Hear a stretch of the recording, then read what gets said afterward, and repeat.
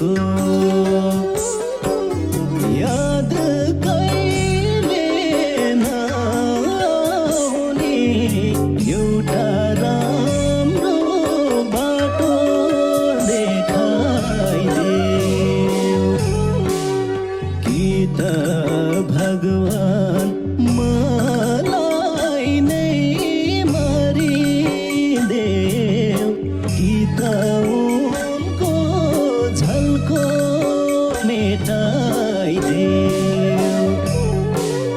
चाहेर पाउने निष्ठुरेको याद कहिले नआउने एउटा राम्रो बाटो देखाइदेऊ